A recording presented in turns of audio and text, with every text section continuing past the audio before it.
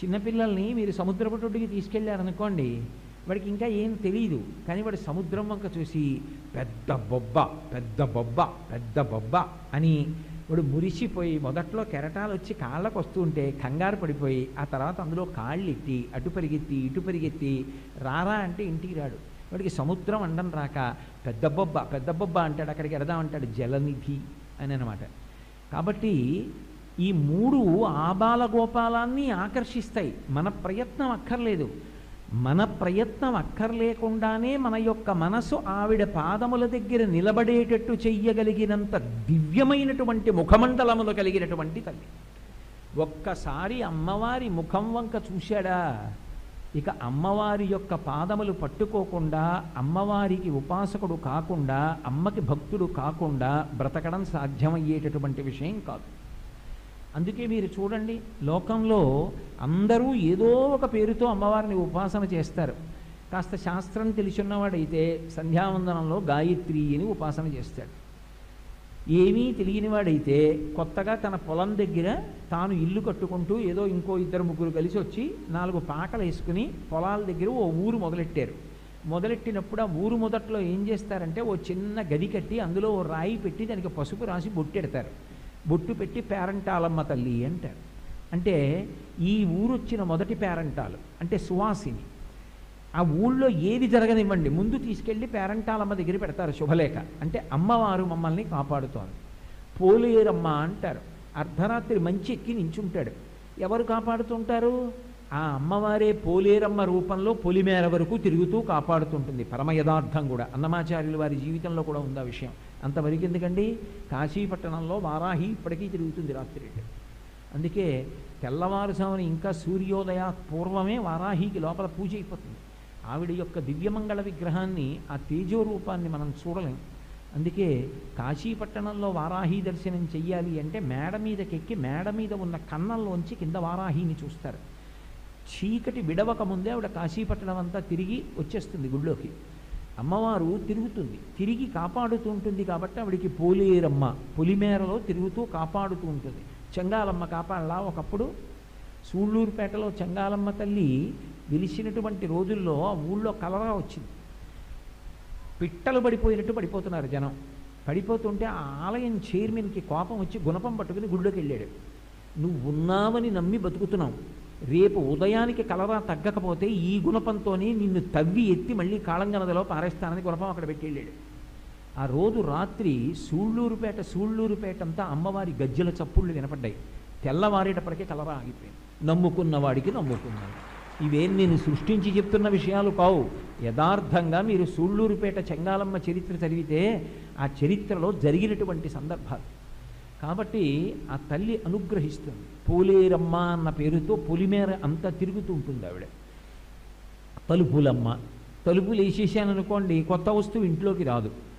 యోగము కలిసి రావాలి, ఒక వాహనం కావాలి, లేకపోతే ఉద్యోగంలో ఉన్నత పదవి కలగాలి, ఓ కొడుకు పుట్టాలి, ఓ మనవడు పుట్టాలి, కొత్తగా యోగం రావాలి అంటే తలుపులు తీసి లోపలికి తెచ్చి ఇచ్చే తల్లి. అందుకని తలుపులమ్మ. ఒక్కసారి నమస్కారం పెడితే మళ్ళీ మళ్ళీ ఇచ్చే అమ్మ కాబట్టి మరిడమ్మ. ఆ ఊళ్ళో బతుకుతున్నాము అంటే ఆ ఊళ్ళో అన్నం తినడానికి ఆ తల్లి కారణం. అందుకని ఆవిడ నూకాలమ్మ. ఎప్పుడైనా ఊరు విడిచిపెట్టి పై ఊరు పెడుతున్నాం అనుకోండి, ఆ ఊరి అధిష్టాన దేవత ఉంటుంది అమ్మవారు. ఆవిడికి నమస్కారం చేసి బయలుదేరాలి.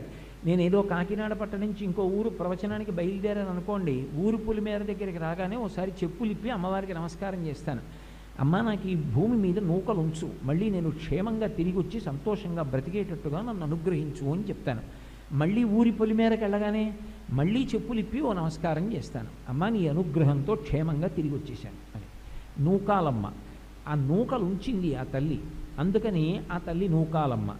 ఆవిడ్ని ఎన్ని రకాల పేర్లతో పిలుస్తారో, ఏమీ తెలియనివాడు అమ్మవారి ఉపాసన చేస్తాడు, అన్నీ తెలిసున్నవాడు అమ్మవారి ఉపాసన చేస్తాడు. తల్లి ఉపాసన చెయ్యకుండా అసలు ఎవరికీ సాధ్యం కాదు. అందుకే ఆ తల్లి వైభవాన్ని చెప్తూ పరిణత శరచంద్రవదన, అటువంటి తల్లి వణత్కాంచీదామాకరి కలభ కుంభస్తననత పరిక్షీణా మధ్యే పరిణత శరచంద్రవదన ధనుర్బాణం పాశం శృణిమపి దధానా కరతలై. ఇక్కడికి వచ్చేటప్పటికే అసలు అమ్మవారి అనుగ్రహం ప్రారంభం. ఆవిడ 4 చేతులు, పైన ఉన్నటువంటి 2 చేతుల్లో ఆ తల్లి ఒక చేతిలో పాశం పట్టుకుంటుంది, ఒక చేతిలో అంకుశం పట్టుకుంటుంది. కింద ఉన్న 2 చేతుల్లో ఒక చేతిలో ధనస్సు పట్టుకుంటుంది, ఒక చేతిలో 5 బాణాలు పట్టుకుంటుంది. 5 బాణములు అంటే మామూలుగా వేసేటటువంటి బాణాలు కావు, 5 పుష్ప బాణములు పట్టుకుంటుంది. 5 పుష్ప బాణములు అరవిందము, అశోకము, చూతము, నవమల్లికము, నీలోత్పలము అని 5 పువ్వులు. ఈ 5 పువ్వులు పట్టుకుంటుంది. ఇచ్చుదండం అంటే చెరుకు కర్రతో చేసినటువంటి విల్లు పట్టుకుంటుంది. మీరు నాకు ఒక్క విషయం చెప్పండి, లోకంలో ఎవరితోనైనా శత్రువుతో యుద్ధం చేయడానికి వెళ్ళినప్పుడు బలిష్టమైనటువంటి ధనస్సు పట్టుకుని వెడతారు. అర్జునుడు గాంధీవం పట్టుకుంటాడు, శ్రీ మహావిష్ణువు శార్ంగము పట్టుకుంటారు, పరమశివుడు పినాకమును పట్టుకుంటాడు. ఇవన్నీ అద్భుతమైనటువంటి ధనస్సులు. మహాభారతంలో విరాట పర్వంలో చెప్తారు, ఆ గాంధీవాన్ని ఒక్కసారి వింటినారి కట్టి టంకారం చేస్తే కొన్ని వేల మంది యొక్క గుండెలు బద్దలై చెవుల్లోంచి నెత్తురు కారిపోతుంది. అంత గొప్ప ధనస్సు, దాన్ని అర్జునుడు పట్టుకుంటాడు. అందుకే గాంధీవాన్ని ఎవరైనా తిడితే నేను ఊరుకోనని చెప్పాడు. అంత ప్రియాతిప్రియమైన ధనస్సు అర్జునుడికి గాంధీవం. అటువంటి ధనస్సు పట్టుకున్నవాడు యుద్ధానికి ఎడతాడు. అమ్మవారు ఏం పట్టుకుంది? చెరుకు విల్లు పట్టుకుంది. బాణములు, పుష్ప బాణములు పట్టుకుంది, 5 పువ్వులు. అవి కూడా ఎటువంటి పువ్వులు? అరవిందము, అశోకము, చూతము, నవమల్లికము, నీలోత్పలము. ఎంత సంతోషంగా ఉంటుంది ఆవిడ ఆ బాణాలు వేసిందనుకోండి, అబ్బా హాయిగా ఉంది రా. ఎవడు భయపడి పారిపోతాడు, అమ్మ నా మీద వెయ్యి అంటాడు. అలాగే ఆవిడ పైన ఉన్నటువంటి 2 చేతుల్లో ఒక చేతిలో పాశము, ఒక చేతిలో అంకుశము పట్టుకుంటుంది. ఎందుకవి ఆ పాశం అంకుశం ఎందుకు పట్టుకోవడం? ఇది అమ్మవారి యొక్క తత్వం. పాశము అన్న మాట ఎక్కడ వాడినా మీరు ఒకటి గుర్తుపెట్టుకోవాలి, ఆశాపాశములు, యమపాశము అంటారు. పాశము అంటే కట్టివేయునది అని గుర్తు. పశువు అంటే పాశము చేత కట్టబడినది. మీరు నన్ను మన్నించగలిగితే వేదాంతంలో మనందరం కూడా పశువుల కిందకే వస్తాం. అందుకే శంకర భగవత్పాదులంతటి వారు పశుమాం సర్వజ్ఞ ప్రథిత కృపయా పాలయ విభూ అన్నారు. శంకర నేను పశువుని అన్నారు. ఎందుచేత పశువులం? కర్మ అనేటటువంటి పాశము చేత జన్మ అన్న రాటకి కట్టబడి ఉంటాం. అందుకని పశువులం మనం. ఈ పశుపాశములు తెగిపోవాలి అంటే కర్మపాశములు తెగిపోవాలి. అమ్మవారు చేతిలో పట్టుకున్న పాశాలు పాడు చేసేటటువంటి పాశాలు కావు. అందుకే పాశము అన్న మాట అమ్మవారి విషయంలో వాడినప్పుడు 2 విషయాలు చాలా జాగ్రత్తగా జ్ఞాపకం పెట్టుకోవాలి. ఒకసారి అమ్మవారి పాదముల వైపుకి తిరిగి నమస్కారం చేశాడనుకోండి, వెంటనే ఆవిడ ఆ పాశం విసిరి వేసి లాగుతుంది. లాగితే ఆ పాశం బిగుసుకుంటుంది. కానీ అదేమీ మనిషికి ఊపిరాడకుండానో బాధ పెట్టి ఉండదు. ఆవిడ ఇలా లాక్కుంటే ఎటువైపు పెడతాడు? ఆవిడ పాదముల వైపుకి పెడతాడు. ఆవిడ చేతిలో ఉన్న పాశములు పడితే ఆశాపాశములు విడిపోతాయి. మీరు నన్ను ఇక్కడ ఒక ప్రశ్న వేస్తారు, నాకు తెలుసు. ఆశ అంటే ఏమిటి? ఓ కోరిక ఉండడం. ఏమంటే మరి ఇంకా కోరికలు ఏమి ఉండకూడదా? ప్రవచనం చెయ్యాలన్న కోరిక ఉండబట్టేగా మీరు వచ్చారు ఉపన్యాసానికి, లేకపోతే రారుగా. మరి అసలు కోరిక లేకుండా బతకడం ఎలా అంటే మీరు ఒక్కటి బాగా జ్ఞాపకం పెట్టుకోవాలి. అవసరములు కొన్ని ఉంటాయి, అవసరములు కోరికలు కావు. 2 ధార్మికమైనటువంటి జీవనము ఏది ఉన్నదో అది కోరిక కిందకి రాదు అసలు. అమ్మా నేను ప్రతిరోజు సూర్యోదయాత్పూర్వం నిద్రలేచేటట్టుగా నాకు క్రమశిక్షణ నియ్యమ్మా అని అనుకోండి, అది ధర్మం కోసం వెంపర్లాట. అమ్మ నేను వేళ తప్పకుండా రోజు సంధ్యావందనం చేసుకునేటట్టుగా నన్ను అనుగ్రహించమ్మా అని అనుకోండి, నేను ధర్మాన్ని కోరుకుంటున్నాను. అమ్మ నేను అక్కర్లేని కోరికలన్నీ కాకుండా ఏవి అవసరమో అటువంటివి కోరుకోవడం. నేను ఏదైనా కోరిక తీర్చుకునేటప్పుడు ఇది ధర్మచట్రంలోకి ఇముడుతుందా? ధర్మచట్రంలోకి ఇమిడితే తీర్చుకుంటాను, ధర్మచట్రంలోకి ఇమడకపోతే తీర్చుకోను. ఇంతకుముందు ఈ కంటితో అన్నీ చూసేవాడు, చూసి మనసులో చేరకూడని భావాలు చేరేవి. ఇప్పుడు చూపుకి లోచూపు తోడవుతుంది. ఏది చూస్తున్నా అమ్మవారే గుర్తొస్తుంది. ఎప్పుడు ఏం చూడాలనిపిస్తుంది? దేవాలయం, దేవాలయ ప్రాకారం, ఆ ధ్వజస్తంభం, ఆ చిరుగంటలు, అమ్మవారి మూర్తి, ఆ ఉత్సవమూర్తి, ఆ కాంచీపురం, ఆ సుగంధ కుంతలాంబ, ఆ తల్లి వైభవం ఒక్కసారి వెళ్ళి రావాలనిపిస్తుంటుంది. అస్తస్తమానం ఏవో మంచి కార్యాలు చేస్తూ ఉంటాడు. ఈ మార్పు వచ్చింది అంటే అమ్మవారి అనుగ్రహాన్ని పొందాడు అని గుర్తు. ఇప్పుడు మీ అందరూ వచ్చి ఇక్కడ ప్రవచనానికి కూర్చున్నారనుకోండి, అదంతా నా గొప్ప, నేను ప్రవచనం చేస్తున్నాను కాబట్టి మీరు వచ్చారని నేను అనుకున్నా, కోటేశ్వరరావు గారి ప్రవచనం చేస్తుంటే చాలామంది వచ్చారని ఎవడైనా ఏడిచినా రెండూ తప్పే. ఎందుకనంటే నేను ప్రవచనం చేశానని మీరు రాలేదు, మీకు అమ్మవారి అనుగ్రహం ఉంది కాబట్టి అమ్మవారి గురించి వినడానికి ఆవిడ తీసుకొచ్చి ఇక్కడ కూర్చోబెట్టింది. ఆవిడ అనుగ్రహం లేదనుకోండి రాలేరు. ప్రణంతుం స్తోతుం వా కథమకృత పుణ్యప్రభవతి అన్నారు శంకర భగవత్పాదులు. అమ్మవారికి నమస్కరించాలన్నా, అమ్మవారి గురించి ఒక మాట చెప్పాలన్నా ఆవిడ అనుగ్రహం లేకుండా చెప్పడం సాధ్యం కాదు. ఆవిడ అనుగ్రహం ఉందా చెప్పగలడు, ఆవిడ అనుగ్రహం లేదా ఆవిడ చెప్పనివ్వదు. మరి ఏమండి, ప్రణంతుం చేత్తో నమస్కారం, స్తోతుం వా నోటితో చెప్పడం, మరి మానసిక కైంకర్యం ఏది? శంకరులు ఎందుకు చెప్పలా? కాయిక కైంకర్యం చెప్పారు నమస్కారం, స్తోతుం వా నోటితో అమ్మవారి మాట చెప్పడం చెప్పారు, మరి మానసికం ఎందుకు చెప్పలా? అంటే అసలు మనసులో భక్తి ఉంటే కదా ఇలా అంటాం, మనసులో భక్తి ఉంటే కదా అమ్మవారి నామని చెప్పడం, ఇంకా మళ్ళీ చెప్పాలా వేరే? నేను చెప్పలేదన్నారు. అది కాబట్టి ఆ త్రికరణముల యందు యోగ్యత ఏదో ఎక్కడో ఉంటే అమ్మవారి పాశం వేసి లాక్కుంటుంది దగ్గరికి.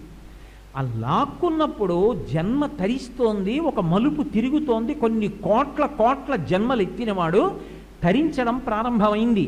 జీవితంలో ఒక మలుపు తిరుగుతున్నాడు అని ప్రారంభం. జీవుణ్ణి లెక్కలో పెట్టుకోవాలి ఇప్పుడు, లేకపోతే ఎంతసేపు మా ఆవిడ, మా పిల్లలు, నా కోడలు, నా అల్లుడు మంచిదే, అదేం తప్పు కాదు. సంసారి అన్న తర్వాత ఇవన్నీ లెక్క పెట్టుకోకుండా ఎలా ఉంటాడండి? ఉంటాడు. నా మనవలు ఇవేవో లెక్క పెట్టుకున్నాను, దానితో పాటు ఒకటి పెట్టుకోవాలి, నా జీవుడు ఒకడు ఉన్నాడు. నేను పండగ వచ్చింది, అందరికీ బట్టలు కొంటూ మా స్వామి కూడా ఉన్నాడా పూజామందిరంలో, మరి ఆయనకి కూడా ఓ పంచల చాపు ఓ చీర తెచ్చాననుకోండి, ఆయన ఉన్నాడు అని గుర్తు. ఆయనకి తప్ప మిగిలిన వాళ్ళందరికీ బట్టలు కొన్నాను అనుకోండి, అంటే దాని అర్థం ఏమిటి? నీకు బట్టలు కొనవలసిన అవసరం ఏమిటని ఆయన అడిగినట్టు, అసలు ఆయన ఉన్నాడని గుర్తు అన్నాలి. ఇంకేం పూజ ఎందుకది? వాడు ఉన్నాడు అనేటటువంటి నమ్మకం కలగడం మనం చేసేటటువంటి పనుల వలన అభివ్యక్తమవుతూ ఉంటుంది. జీవుణ్ణి చూసుకుంటూ ఉండాలి ఎప్పుడు.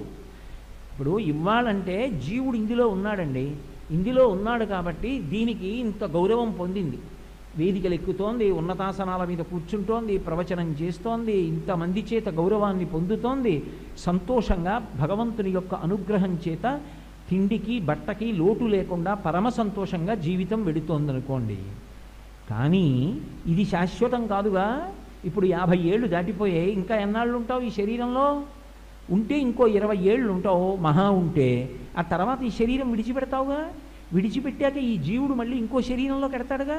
ఆ శరీరానికి ఆకలి ఉంటుందిగా, దానికి దాహం ఉంటుందిగా, దానికి సుఖం అనుభవించాలని ఉంటుందిగా, అప్పుడు భార్యాబిడ్డలకు అన్నం పెట్టాలిగా. ఇప్పుడు నువ్వు ఇలా పెట్టింది లేని నాడు అప్పుడు ఎలా పెడతారు నీకు? ఎలా సుఖం అనుభవిస్తావు పుణ్యం లేకుండా? ఆ పుణ్యం ఉంటే కదా ఈ జీవుడు ఇంకో శరీరంలోకి వెళ్ళినా ఆనందం అనుభవించడం.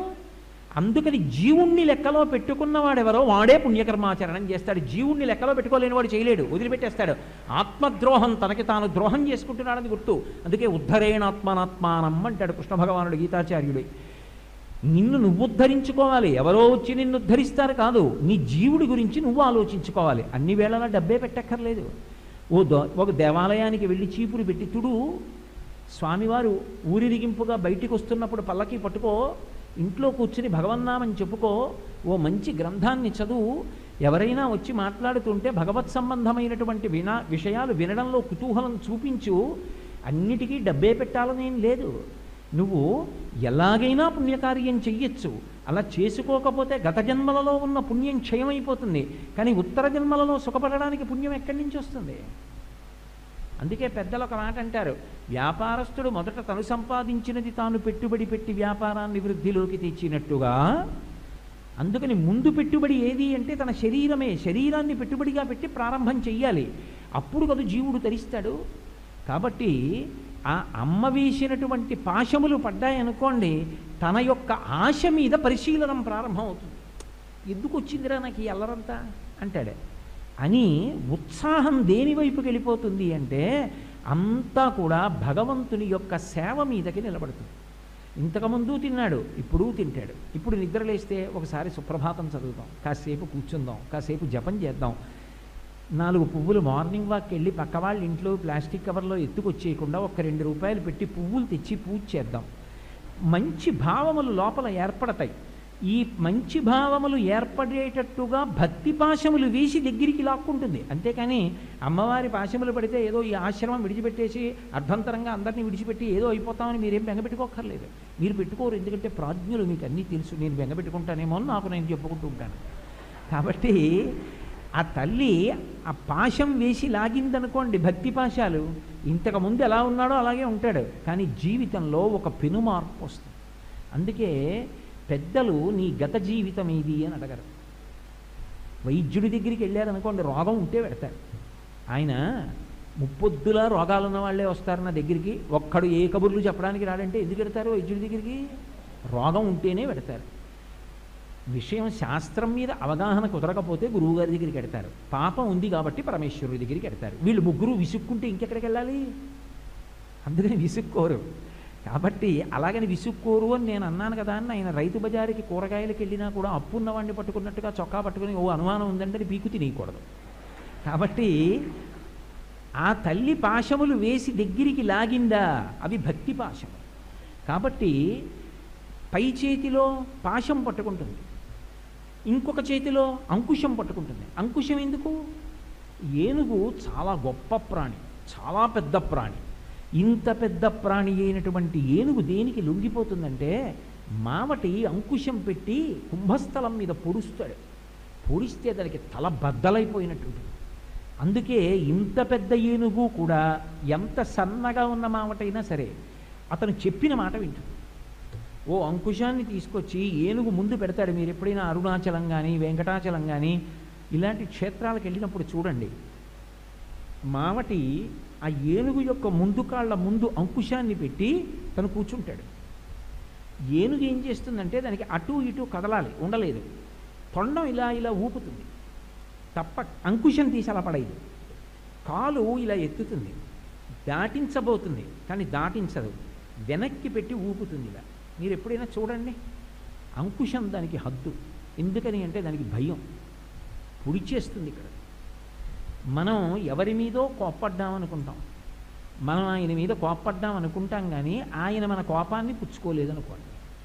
మీరు నాకు పట్టుకొచ్చి ఓ లడ్డు ఓ యాపిల్ పండు ఇచ్చారండి, నేను పుచ్చుకుంటే కదా మీరు నాకు ఇచ్చింది, నాకు వద్దమ్మా మీరు తినండి అని నేను వెళ్ళిపోయాను. ఇప్పుడు మీరు నాకు ఇవ్వగలరా? బలవంతంగా నా నోట్లో పెట్టి దవడలు నొక్కేస్తారా? ఇవ్వలేరు కదా. నేను పుచ్చుకుంటే ఇవ్వగలరు. కోపం కూడా అంతే. మీరు నన్ను పట్టుకుని నానా నిందా చేసేసారనుకోండి, నేను ఉమామహేశ్వర పరబ్రహ్మార్పణమస్తు అని వెళ్ళిపోయాను అనుకోండి. ఇప్పుడు ఎవరు ఉద్రేకపడతాడు నాకు చెప్పండి? ఎవరిని తిట్టారో వాడు ప్రశాంతంగా ఉన్నాడు. వీడికి బుద్ధి ఉందా లేదా, ఇల్లు తిట్టినా ఇట్లా ఉమామహేశ్వర పరబ్రహ్మార్పణతో వెళ్ళిపోతాడు అని ఇంకా చెలరేగిపోతాడు ఆ కోపపడ్డవాడు. అందుకే కోపం ఏం చేస్తుందంటే, ఎవరి యందు కోపం ఉందో అది వాడి మస్తిష్కాన్ని బద్దలగొట్టేస్తుంది. ఊగిపోతాడు, స్వభావం మారిపోతుంది, రూపం మారిపోతుంది. క్రుద్ధ పాపం న కుర్యాత్కః క్రుద్ధోహన్యాద్గురూదపి క్రుద్ధ పరుషయా వాచా నరం సాధు నధిక్షిపేత్ ధన్యాస్తే పురుషశ్రేష్ఠాయి బుద్ధ్యా కోపముద్ధిగం నిరుంధంతి మహాత్మానో దీప్తమగ్ని వివాంభస యథోరగస్త్వచం జీర్ణాం సవై పురుషముచ్యతే అంటారు వాల్మీకి మహర్షి రామాయణంలో. పాము తన కుబుసాన్ని తాను విడిచిపెట్టినట్టు తన కోపాన్ని తాను పరిశీలించుకుని విడిచిపెట్టేసిన వాడెవడో వాడు ధన్యుడు. అగ్నిహోత్రంలా లేస్తున్న కోపం మీద ఓర్పు అన్న నీళ్లు పోసినవాడు ధన్యుడు. కోపమనకు మనిషి ఒకసారి లొంగిపోతే మహాత్ముల్ని కూడా చంపేస్తాడు. అందుకే కోపమనకు వశుడు కాకూడదు. కోపాన్ని పరిశీలించుకోవడానికి మహాత్ములు ఒక విషయం చెప్తారు. నువ్వు అవతలవాడి మీద కోప్పడాలి. ఎందుకు కోప్పడాలి? అవతలవాడేదో తప్పు చేశాడు, అందుకు కోప్పడాలనుకుంటున్నావు, మంచిదే. అలా నువ్వు అవతలవాడి మీద తప్పు చేశాడని కోప్పడడానికి నువ్వెప్పుడూ తప్పు చేయలేదా జీవితంలో? ఏ తప్పు చేసి ఉండని వాడివైతే తప్పు చేసిన వాడి మీద కోప్పడు. నువ్వు చేశావుగా తప్పు, మరి ఎందుకు కోప్పడతావు? నీకేం అధికారం ఉంది కోప్పడడానికి? కోప్పడకు, ప్రేమతో జీవించు. ఎవరు నీ మీద కోప్పడ్డాడో వాడిని పరమ ప్రేమతో చూడు. మొట్టమొదట ఈశ్వరుడికి నమస్కారం చేసినప్పుడు ఎవరి గురించి నమస్కారం చేస్తామంటే, ఫలానా వాడు నన్ను సరిగ్గా అర్థం చేసుకోలేకపోయాడు, నిష్కారణంగా నా మీద కోప్పడ్డాడు, ఈశ్వర ఆయన కోపం తగ్గించి మేమిద్దరం మంచి మిత్రులం అయ్యేటట్టుగా అనుగ్రహించు అని నువ్వు ఈశ్వరుణ్ణి మొదటి ప్రార్థన వాడి గురించి చెయ్యాలి తప్ప తగుదునమ్మా అని నువ్వు కోపం పట్టుకు బయలుదేరితే. అందుకే రెండు అలా కోప్పడకుండా ఎలా కుదురుతుందండి? ఇంట్లో పిల్లాడు ఉన్నాడు, ఇలా వేలు చూపించకపోతే ఎలా? మహాత్ములైన వాళ్ళు కోపాన్ని కేవలం ఒక ఉపకరణంగా వాడుకుంటారు. వ్యవస్థని దిద్దడానికి ఒకసారి హాయ్ అంటారు అంతే. కోపం వచ్చిందా రాలేదు, తెచ్చిపెట్టుకున్నారు, వదిలేస్తారు, ఆ పని అయిపోగానే. అలా ఉండగలిగినటువంటి లక్షణం ఎవరి అనుగ్రహం వల్ల వస్తుంది అంటే అమ్మవారి చేతిలో ఉన్న అంకుశం వల్ల వస్తుంది. అంకుశం ఏం చేస్తుంది? కుంభస్థలాన్ని పొడి చేస్తుంది. ఏనుగు చాలా పెద్ద ప్రాణి, కోపం ఎంతది? చాలా పెద్దది. ఎక్కడి నుంచి వస్తుంది? రావడానికి అదే కాకినాడలో ఉంటుందా, రాజమండ్రిలో ఉంటుందా, నెల్లూరులో ఉంటుందా? ఇక్కడే ఉంటుంది. కామక్రోధశ్చ లోభశ్చ దేహే తిష్టంతి తస్కరాః జ్ఞానరత్నాపహారాయ తస్మాత్ జాగ్రత్త జాగ్రత్త. అది ఇక్కడే ఉండి ఎప్పుడెప్పుడు పైకొచ్చి నీలో ఉన్న జ్ఞానాన్ని అపహరిద్దామా అని చూస్తూ ఉంటుంది. చాలా జాగ్రత్త స్మా, పరిశీలనం చేసుకుంటూ ఉండంటారు శంకర భగవత్పాదులు.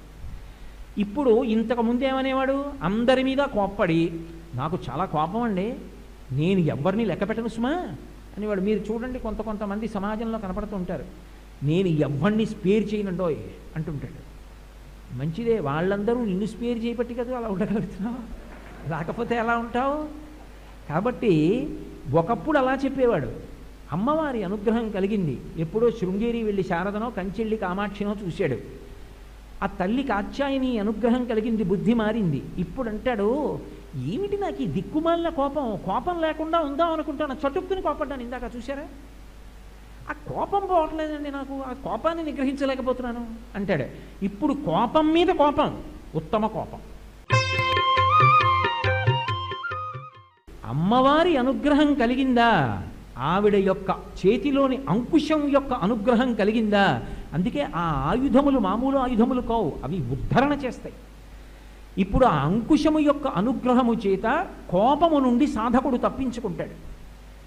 కాబట్టి ఆ శృణి అంటే ఆ చేతిలో ఒక పక్క పాశము, ఒక పక్క అంకుశము, రెండు పట్టుకుంటుంది. కింద ధనుర్బాణం పాశం శృణిమపి దధానా కరతలై, చెరుకు విల్లు పట్టుకుంటుంది, 5 పుష్పబాణాలు పట్టుకుంటుంది. ఇదే కొంచెం జాగ్రత్తగా మీరు పట్టుకోవలసి ఉంటుంది. చెరుకు విల్లు అన్న మాటకు అర్థం ఏమిటో తెలుసా అండి? మీరు ఎటువైపు నుంచి మొదలుపెట్టి ఎటువైపు కొరికినా, మధ్యలో కొరికినా తీయగానే ఉంటుంది. దీనికి ఒక పెద్ద తమాషా. అసలు ఈ చెరుకు విల్లు 5 పుష్పబాణాలు ఎవరివో తెలుసా? ఆవిడవి కావు. అది ఎవరు పట్టుకుంటారంటే మన్మధుడు పట్టుకుంటాడు. ఒకప్పుడు మన్మధుడు అవి పట్టుకు తిరుగుతూ ఉండేవాడు. అవి పట్టుకు తిరిగి ఆయన బాణములు వేస్తూ ఉంటాడు. వేస్తుంటే కామప్రచోదనం కలిగి సంసారమునందు ప్రవర్తిస్తూ ఉంటారు జీవులు. అటువంటి మన్మధుడి దగ్గర ఉండేటటువంటి ధనస్సు, బాణం ఒకప్పుడు అమ్మవారు తీసుకుంది. అలా తీసుకుంటే ఆవిడ శివకామ సుందరి అయింది, లలితా త్రిపుర సుందరి అయింది, కామాక్షి అయింది, కాత్యాయని అయింది. ఎందుకు తీసుకుంది ఆవిడ అంటే, ఒకప్పుడు మన్మథుడు తొందరపడి జగద్భర్త తండ్రి లాంటి పరమేశ్వరుడి మీద బాణాలు వేశాడు. వేస్తే ధిక్కారం చేశాడు కాబట్టి, తన హద్దు దాటాడు కాబట్టి పరమశివుడు 3వ కన్ను తెరిచాడు. ఆ 3వ కన్ను తెరిచేటప్పటికి బూది కుప్పై పడిపోయాడు.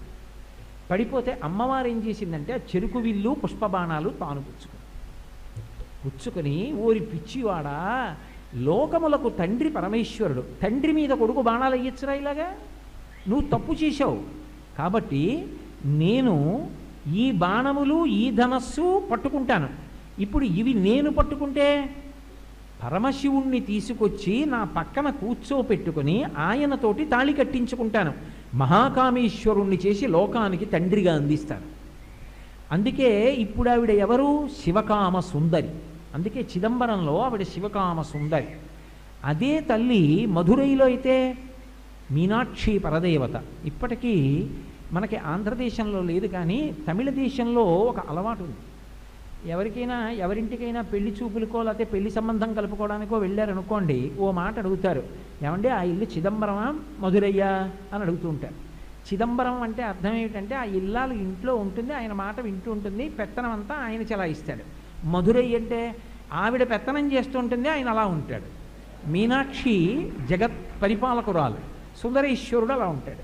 చిదంబరంలో అయితే ఆవిడ శివకామ సుందరి, ఆవిడ లోపల ఉంటుంది. అందుకే ఆలయం వెనక్కి ఉంటుంది అమ్మవారి ఆలయం. ఆయన నటరాజు, ఆయన నర్తిస్తూ రాజ్య పరిపాలన చేస్తుంటాడు ఆ పంచబ్రహ్మతత్వంతో. కాబట్టి పంచకృత్యములు చేస్తూ పరమశివుడిది పరిపాలన. అందుకని ఆ ఇంట్లో మగాళ్ళ పెత్తనమా ఆడవాళ్ళ పెత్తనమా అని అడగాలంటే ఆ ఇల్లు మధురయ్య అండి లేకపోతే చిదంబరమా అండి అని అడుగుతారు. అది మధురయ్యో చిదంబరమో తెలియక అంటే ఏంటండి అని అడిగారు అనుకోండి, ఇంకా రెండో మాట ఆయన అడగకూడదు అని గుర్తు. ఆయనకి మధురై చిదంబరం తెలియదు అనమాట తత్వం. కాబట్టి ఇప్పుడు ఆ తల్లి ఒకచోట పరిపాలకురాలు, ఒకచోట భర్తకి వశవర్తి, మహాపతివ్రత. చిదంబరంలో శివకామ సుందరి. అంటే ఇప్పుడు ఆమె చెరుకు విల్లు 5 పుష్పబాణాలు పట్టుకుంటే ఆమె అందమంతా ఎవరి కొరకు? ఒక్క పరమేశ్వరుడి కొరకు. ఆయన భర్త, ఆమె భార్య, మనకి ఆమె తల్లి, ఆయన తండ్రి, మనందరం ఆవిడ బిడ్డలం. అందుకని ఇప్పుడు ఆ చెరుకు విల్లు 5 బాణాలు పట్టుకుంది కాబట్టి పరమశివుణ్ణి మహాకామేశ్వరుణ్ణి చేసి తెచ్చి పక్కన కూర్చోబెట్టింది. అలా పుచ్చుకోలేదనుకోండి, శంకరుడు తండ్రిగా ఎక్కడ దొరుకుతాడు?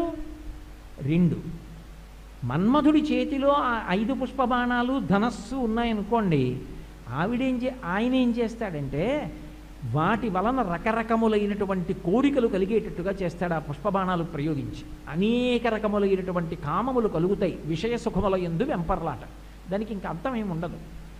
కానీ అమ్మవారి వైపు తిరిగాడు అనుకోండి సాధకుడు, ఆవిడ అవే విల్లు అదే 5 పుష్పబాణాలు పట్టుకుంటుంది. ఇప్పుడు ఆవిడ పట్టుకుంటే ఈ 5 పుష్పబాణాలే 5 తన్మాత్రలు. ఇది ఒక్కటి మీరు జాగ్రత్తగా పట్టుకోగలిగితే మీరు గట్టి ఎక్కేసినట్టే. అంటే నేను ఏదో తాపత్రయానికి అలా అంటాను కానండి, మీకు తెలియదని కాదు సుమా. 5 తన్మాత్రలు అంటే శబ్ద స్పర్శ రస రూప గంధములు. కొంచెం జాగ్రత్తగా అర్థం చేసుకోండి. శబ్దాన్ని చెవి వింటుంది, స్పర్శ చర్మం చెప్తుంది, రసము రుచి నాలుక చెప్తుంది, రూపము కన్ను చెప్తుంది, గంధము వాసన ముక్కు చెప్తుంది. కొద్దిగా ఆలోచించండి, తొందరపడకండి. పరమేశ్వరుడు అందరికీ కళ్ళిచ్చి చూపు తీసేశాడు, అందరికీ ముక్కిచ్చి వాసన తీసేశాడు, అందరికీ చెవులిచ్చి వినే శక్తి తీసేశాడు, అందరికీ చర్మం ఇచ్చి ముట్టుకునే శక్తి తీసేశాడు, అందరికీ నాలుక ఇచ్చి రుచి శక్తి తీసేశాడు. ఇప్పుడు నాకు ఒక్క మాట చెప్పండి, సుఖము కష్టము ఈ 2 మాటలు ఇంకుంటాయా? ఇక లేవు. ఎందుకో తెలుసా?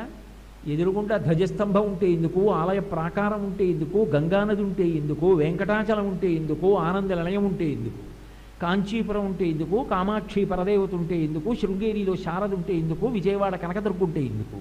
ఏం చూడగలవు? భార్య పిలిస్తే వినపడదు, మనవడు తాత అంటే వినపడదు, పక్షి కూత కూస్తే వినపడదు, పిడుగు పడితే వినపడదు, నాలుగుంది రుచి చెప్పదు, నిప్పు కణిక పెట్టినా అంతే, మిఠాయి పెట్టినా అంతే. చర్మం ఉంది స్పర్శ చెప్పదు, పాములు పాకేసినా జర్రిలు పాకేసినా తేళ్లు పాకేసినా పులికురికేసినా తెలియదు. అలాగే కన్ను ఎదురుగుండా ఏముందో కన్నేమీ చెప్పదు, ఎందుకంటే కంటికి చూసే శక్తి లేదు. చెవి వాసన వినడం చెప్పదు, ముక్కు వాసన చెప్పదు, నాలుక రుచి చెప్పదు, చర్మము స్పర్శ చెప్పదు. ఇప్పుడు అసలు సుఖం అన్న మాట ఏముంది? దుఃఖమేముంది? సుఖం ఉంటే దుఃఖం, సుఖము లేదు దుఃఖము లేదు. ఇన్ని సుఖాలు అనుభవిస్తున్నామంటే ఏ కారణం చేత అనుభవిస్తున్నాం? ఈ 5 ఉండబట్టేనా? తెల్లవారు లేచి ఇన్ని చూసి మురిసిపోతున్నాం, ఇన్ని విని మురిసిపోతున్నాం, ఇన్ని వాసన చూసి మురిసిపోతున్నాం, ఇన్ని తిని మురిసిపోతున్నాం, అన్ని ముట్టుకుని మురిసిపోతున్నాం. ఇవన్నీ ఈ మురిపాలు, ఈ సంతోషాలు, ఈ దుఃఖాలు అన్నీ ఈ 5 పనిచేయబట్టేనా? ఈ 5 ఆవిడ చేతిలో ఇది పువ్వులు. ఈ పంచతన్మాత్రల్ని పువ్వులుగా పట్టుకుంటుంది. ఇప్పుడు ఆవిడ అనుగ్రహించింది అనుకోండి, ఈ 5 తన్మాత్రలు భగవంతుని వైపుకి తిరుగుతాయి. ఏదైనా భగవత్ స్వరూపాన్ని చూడడంలో సంతోషం. అలా ఎదురుగుండా ఎవరో ఒక ఆవిడ కనపడింది అనుకోండి, అబ్బా నేను పొద్దున్న పూజ చేసే నా తల్లి కామాక్షి పరదేవత అలా కూర్చుందంటాడు. ఎవరో కనపడ్డారనుకోండి, నా తండ్రి ఏకాంబరేశ్వరుడు సభకి ఇలా వచ్చాడంటాడు. ఏది చూసినా భగవత్ సంబంధంగా చూస్తాడు, లేదా కంటితో చూసేవి భగవద్విభూతిగా చూసి సంతోషిస్తుంటాడు. ఇది చాలా చమత్కారంగా ఉంటుంది. ఓ తల్లి ఓ పిల్లాడికి ప్రతిరోజు ఒక మాట చెప్తుండేది, ఒరే నాన్న భగవంతుడు ఎప్పుడూ ఉంటాడురా, ఎప్పుడూ చూస్తూ ఉంటాడురా, నువ్వు బెంగ పెట్టుకోక్కర్లేదురా, స్వామి నిన్ను కాపాడుతుంటాడురా, బెంగలేదురా అని చెప్తుండేది. ఒకరోజు సాయంకాలం 5 గంటలకి బెడైపోతుంది, పిల్లవాడిని తీసుకురావాలి. 3 గంటలకి బ్రహ్మాండమైనటువంటి మబ్బులు వేసేసి కుంభవృష్టి, పెనుగాలి, చెట్లు విరిగి పడిపోతున్నాయి, పిడుగులు పడిపోతున్నాయి, వడగళ్ళు. ఆ తల్లి గొడుగు కూడా నిలబట్టలేదు. ఎంతో కష్టపడి పాఠశాలకు వెళ్ళి కొడుకు చేయి పట్టుకుని, ఇక గొడుగు కూడా నిలబడదు, తడిసి ముద్దయిపోయి అంతంత మెరుపులు మెరుస్తుంటే ఆవిడ ఉలిక్కి పడుతూ ఆ పిల్లాడిని ఇంటికి తీసుకొస్తుంది. ఆకాశంలో మెరుపు మెరిసినప్పుడల్లా పిల్లాడు నిలబడుతున్నాడు. ఆవిడంది, బుద్ధుందా నీకు, తొందరగా ఇల్లు చేరాలేడు, మెరుపు మెరిస్తే ఆగుతావేమిటి, అంత భయం ఏమిటి, నేను నడవట్లా అంది. పిల్లవాడన్నాడు, అమ్మ నేను భయపట్టలేదమ్మా, నువ్వే కదా చెప్పావు, భగవంతుడు ఎప్పుడూ మనతో ఉంటాడు, మనని చూస్తూ ఉంటాడని చెప్పావు కదా. అమ్మ వానలో తడిసి కూడా నువ్వు నన్నింత ప్రేమగా చెయ్యి పట్టుకుని ఇంటికి తీసుకెడుతున్నటువంటి దృశ్యాన్ని చూసి భగవంతుడు పరవశం చెంది ఫోటో తీస్తున్నాడమ్మా, ఫ్లాష్ పడుతోంది, అందుకు నించున్నానండి. నువ్వు ఏ భావన స్థిరీకరించుకున్నావో దాన్ని బట్టి లోచూపు, లేదా లోచూపు వలన పైచూపు. లోచూపు మంచిదనుకోండి, మీరు దేన్ని చూస్తున్నా అభ్యంతరం ఏమి ఉండదు. లేదు, మీరు చూసేటటువంటి దాంట్లో భగవద్విభూతిని చూస్తున్నారనుకోండి, అప్పుడు పరమాద్భుతమే. ఓ జిల్లేడు పువ్వు చూశాడు, అబ్బా ఏమి పరమేశ్వరుడు రా, ఎలా సృష్టించాడు రా ఈ పువ్వుని, నిజంగా ఏమి మహాశిల్పిరా, ఆశ్చర్యపోయాడు. అంతటా భగవంతుని యొక్క వైభవాన్ని దర్శనం చేస్తున్నాడు. ఇప్పుడు ఆ కన్ను సార్థక్యం పొందింది.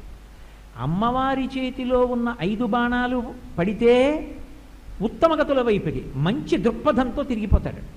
మన్మధుడి చేతిలో ఈ 5 బాణాలు ఉండి పడితే అస్తమానం లౌకికమైనటువంటి కోరికల వైపుకి వెళ్ళిపోయి జన్మ పాడు చేసేసుకుంటాడు. కాబట్టి అదే ధనస్సు ఆవిడ పట్టుకుంటుంది, అదే ధనస్సు మన్మధుడు పట్టుకుంటాడు. ఇక్కడ మీరు నన్ను ఒక మాట అడగచ్చు, మన్మధుడిని శంకరుడు కాల్చేశాడని మీరు చెప్పారు కదా, మరి మన్మధుడు ఎక్కడ బతికున్నాడు? మన్మధుడిని కాల్చేసినప్పుడు అమ్మవారు బతికించింది. అమ్మవారు బతికించినప్పుడు ఎందుకు బతికించిందండి? అసలు బతికించకుండా ఉంటే ఈ గొడవ లేదుగా. అసలు ఎవరి మీద మన్మథ బాణాలు పడవు, అసలు మనం పుట్టం కాబట్టి భగవంతుడితో ఉంటాం, పుట్టబట్టి కదా ఈ సాధన, ఇవన్నీ వినడం, జాగ్రత్తగా ఉండడం, మనసు మార్చుకోవడం, అబ్బో ఒబ్బిడిగా ఉండాలనుకుంటూ ఉండడం, ఎందుకు వచ్చింది ఇదంతా అల్లరి? అసలు ఎందుకు బతికించిందండి ఆవిడ అనుమానం వస్తుంది. నేను మీకు ఇక్కడ ఒక విషయాన్ని చెప్పవలసి ఉంటుంది. మనం చేసుకున్నటువంటి పాపపుణ్యములు రాసులుగా పడిపోయి ఉంటాయి, అవి అనుభవిస్తే పోతుంది. అవి అనుభవించాలంటే శరీరం ఉండాలి. నేను గత జన్మలో ఏదో పాపం చేశాను అనుకోండి, ఆ పాపం నాకు ఇవాళ 2 వాంతులైన రూపంలో పోవాలి. శరీరం ఉంటే కదా వాంతి అవడం, శరీరం లేకపోతే వాంతి ఎక్కడి నుంచి అవుతుంది? కాబట్టి ఇప్పుడు శరీరం ఉంటే పాపం పోగొట్టుకోవచ్చు, శరీరం ఉంటే కొత్తగా పుణ్యం చెయ్యొచ్చు. ఇప్పుడు ఈ శరీరం రావాలంటే మన్మథ బాణములు తల్లిదండ్రుల మీద పడాలి, జీవులందరూ తరించాలి, శరీరములు పొందాలి, మళ్ళీ జీవులు రకరకాల శరీరాలతో పుట్టాలంటే మన్మథుడు ఉండాలి. అందుకే ఆవిడేం చేసిందంటే, ఆయన కాల్చేశాడు, ఈవిడ బతికించేసింది అనుకోండి శరీరంతో. ఆయన ఏమంటాడు ఇటు తిరిగి అంటే, నీ కాల్చేసేవాడిని నువ్వు బతికించేదానివా అని అడుగుతాడా? అడగడా? ఇద్దరి మధ్య ఎక్కడ అన్యోన్యత ఉన్నట్లు? అందుకే ఆవిడేం చేసిందంటే ఒక చిత్రం చేసింది. శంకర భగవత్పాదులు 2 చేతులు ఎత్తి నమస్కారం చేసి అమ్మవారి వైభవాన్ని కీర్తించారు. ధను పౌష్పం మౌర్వీ మధుకరమయీ పంచవిశిఖ వసంతు సామంతో మలయమరుదాయోధనరథ తదాప్యేక సర్వం హిమగిరిసుతే కామపి కృపాం అపాంగతే లబ్ధ్వా జగదిదమనంగో విజయతే అన్నారు. అమ్మ పరమశివుడు తన 3వ కంటి మంటతో కాల్చేసినప్పుడు అసలు ఆ మన్మధుడికి శరీరం లేదు, అనంగుడైపోయాడు. కానీ అమ్మ తమాషా, ఆ మన్మధుడు కానీ వచ్చి బాణం వేశాడా? హిమాలయ పర్వతాలకెళ్ళి తపస్సు చేసుకుంటున్న యోగులు కూడా కింద పడిపోతున్నారు. ఇంత శక్తి ఎక్కడదమ్మా ఈ మన్మధుడికి? పోనీ ఆయనకి ఏమైనా బలం ఉందా? ధను పౌష్పం, పువ్వులతో చేసినటువంటి ధనస్సు. మరి ఇందాక చెరుకు విల్లు అన్నారు కదండి, అంటారేమో. మన్మధుడికి 2 ధనస్సులు ఉన్నాయి, మీరు అమరకోశం చూస్తే కనపడుతుంది. పుష్పములతో చేసిన ధనస్సు ఒకటి, చెరుకుతో చేసిన ధనస్సు ఒకటి. అందుకే ఇక్కడ పుష్పధనస్సు చెప్పారు శంకర భగవత్పాదులు. పుష్పములతో చేయబడినటువంటి ధనస్సు, అదేమన్నా గాంధీవమా, శారంగమా, పినాకమా? అది ఏమి పెద్ద బలంగా ఉంటుందండి? పోనీ ధనస్సు ఇలా వంగి పువ్వులతో ఉంది, వింటి నారి బలంగా ఉండాలా? అది దేంతో చేశారు? మధుకరమయీ పంచవిశిఖ, తుమ్మెదల బారు ఇలా నిలబడుతుంది, అదే అల్లెత్రాడు, వింటి నారి. ఎక్కడైనా ముందిలా పువ్వులుంటే తుమ్మెదలన్నీ వెనకాతల చక్కగా ఓ సరళ రేఖలు ఇలా నిలబడతాయా క్రమశిక్షణతోటి? పువ్వుల మీదకు పోవు. ఒకవేళ ఆ తుమ్మిదలన్నీ ఇలా నిలబడ్డాయి అనుకోండి, ఓ బాణం వెయ్యాలంటే ఆ బాణాన్ని సంధించి లాగాలా వింటినారిని, అది 2 తుమ్మిదల మధ్యలోంచి బయటకు వెళ్ళిపోతుందా, వెళ్ళిపోదా? అసలు ఆ బాణం ఎలా వేస్తారు? అంటే ఎన్ని బలహీనతలు ఉన్నాయి మన్మథుడికి. ధను పౌష్పం మధుకరమయీ పంచవిశిఖ. పోనీ అమ్మో ఆయన దగ్గర బ్రహ్మాస్త్రం ఉంది, రౌద్రాస్త్రం ఉంది, వాయువ్యాస్త్రం ఉంది, అగ్నేయాస్త్రం ఉంది అందామా? 5 బాణాలు, అది 5 పువ్వులు. చెప్పాగా ఇందాక ఉన్న శబ్దస్పర్శర స్వరూప గంధములనే ఆయన అరవందము, అశోకము, చూతము, నవమల్లికము, నీలోత్పలము అనే 5 పువ్వుల్ని బాణాలుగా వాడతాడు. ఏముందో పువ్వు వేసి కొడితే పట్టుకుపోతారు. భయమా ఏమన్నా? నాదేం గుడ్డెల్లో గుచ్చుకుంటుందా? 5 పువ్వుల బాణాలు. ఎంత బలహీనమైన వాడు! కాబట్టి మధుకరమయీ పంచవిశిఖ వసంతు సామంతో. పోనీ స్నేహితుడు ఏమైనా చాలా గొప్పవాడండి, అర్జునుడికి కృష్ణుడిలాగా అందామా? వసంతుడు చెలికాడు. వసంతుడు ఎప్పుడు ఉంటాడు? చైత్ర వైశాఖ మాసాల్లో ఉంటాడు. ఇంకా మిగిలిన కాలంలో కనపడ్డాడు. 2 నెలలు కనపడి 10 నెలలు కనపడనివాడు స్నేహితుడు. వసంతు సామంతో మలయమరుదాయూధనరథ. మలయ పర్వతం మీద ఉన్నటువంటి గంధపు చెట్ల నుంచి వచ్చేటటువంటి వాసన ఆయన యొక్క రథం. ఆ రథం ఎక్కాడనుకోండి, శత్రువు ఇక్కడ ఉంటే ఆ గాలి అటుపోతుంది. శత్రువు ఇక్కడుంటే రథం అటుపోతే ఇంకెందుకు ఆ రథం ఎక్కడం? అదో బలహీనత. మలయమరుదాయోధనరథ. ఒక్క బలమైనా ఉందా మన్మధుడికి?